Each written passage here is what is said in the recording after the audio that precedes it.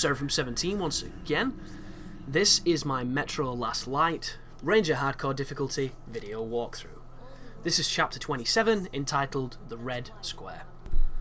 And the thing that I like the most about this level is the fact that it's kind of surprising, because you look at it from the outset, you think this is a big open space, it looks quite dramatic, it's got some, nice lighting, it's a nice change of environment, because there's a lot of reds, there's a lot of clays, a lot of terracottas, and then there's no action, there's no violence, and there is violence every so often, but you provoke it.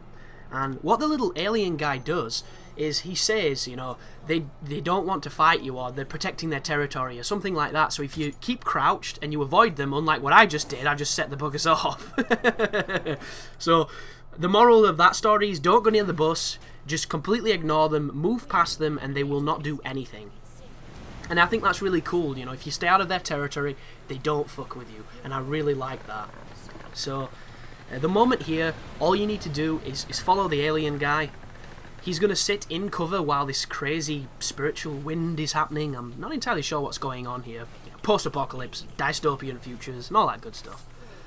And then on this sequence, you hide behind this truck, or this car, and then the wind pushes the car in front of us, so then it then clears the path, and we can continue onwards. Like, most of this it's more of an environmental puzzle, but it's nothing that's going to, really challenge you or test you.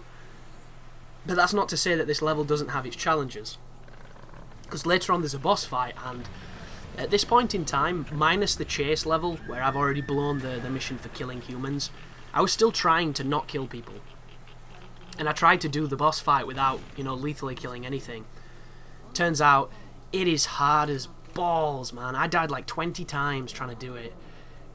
And I'm Ranger Hardcore, unless you get super creative, super lucky, or a mixture of both, I really don't know how you do it. Because you've got to take down 4 humans with snipers around you, non-lethally, where you can get shot in the animation of punching them, and 3 people can be shooting you at once, including snipers that can kill you in 1 to 2 shots. So it's... If I were to say that I was getting pissed at that moment of recording, but now that we're in, the hallucinogenic land of crazy flaily arm guys, who are all kind of grabby and hand-jobby, you just keep moving forward, don't go near them, because I believe they do damage to you, and just keep following the alien, monkey see, monkey do, it's all pretty simple stuff, and it's going to lead up to another open area where you can actually go inside this next building that you're going to see me traverse, but I don't do it, and I don't do it for a reason.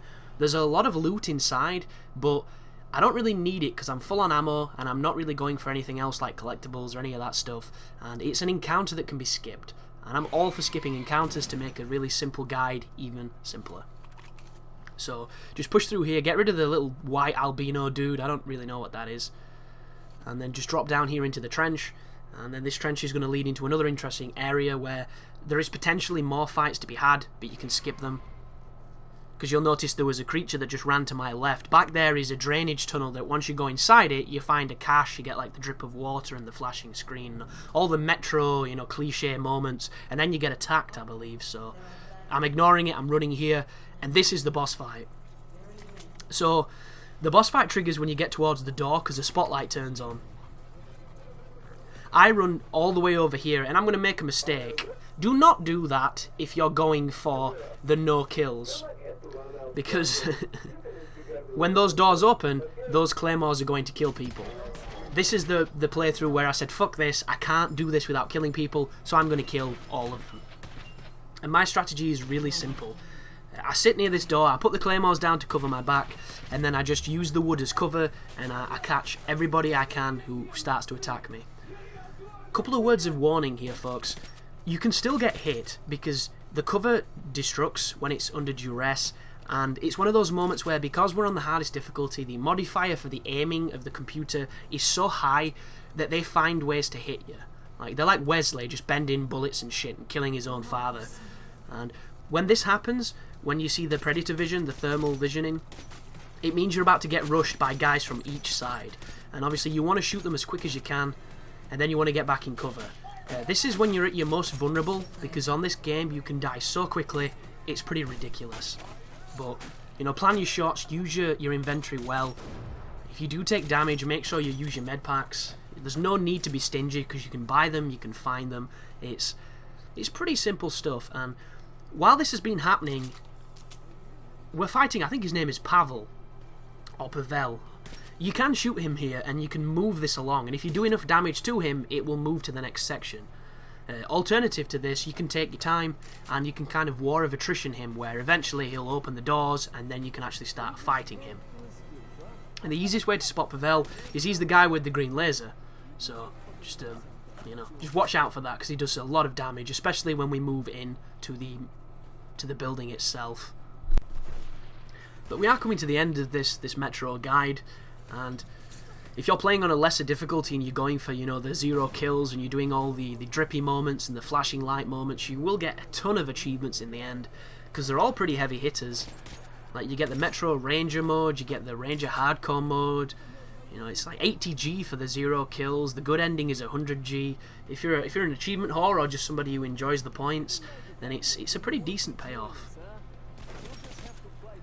But one of the things that really bugged me on this game, and I don't know if I've mentioned it, is when Artyom wipes his mask, he never wipes the top end off. Like, they didn't program it to get rid of that like Gaussian blur at the top, and I'm not a fan. That was my claymores, by the way. So throw a quick grenade, get rid of anybody who's left, any of the stragglers. Now just be careful, because there's usually 2 fat guys in here, and the fat guys come with big weapons and do some pretty big damage. But as you can see, claymores and grenades, they never stood a chance. And then all you've got to do now is take on good old Pavel. So logic dictates here, you wait for him to turn up, you get a shot off, you go back in cover, you heal. Repeat ad nauseum. If you pop out while you're injured, he'll kill you. Almost guaranteed. Like, he does so much damage, and when you hurt him, he'll make a sound, and then he'll kick a box, or he'll try and distract you in some way, and then he'll move on, and then you do it again. You do it 3 times, and you've killed him. But just be careful, because like I say, you can die so fast. I died here by being impatient.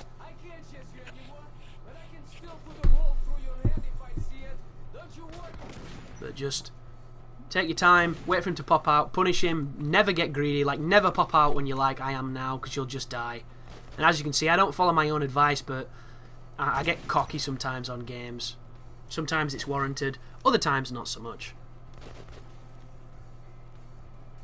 But just wait for yourself to regen, no rush. It's not difficult, it's just more a test of patience, and I believe that's the final shot. So the only thing left to do now is to go over to Pavel. It cues you into an interesting sequence where you can either save him or you can leave him to die. And if you want to get the good ending, you have to save him.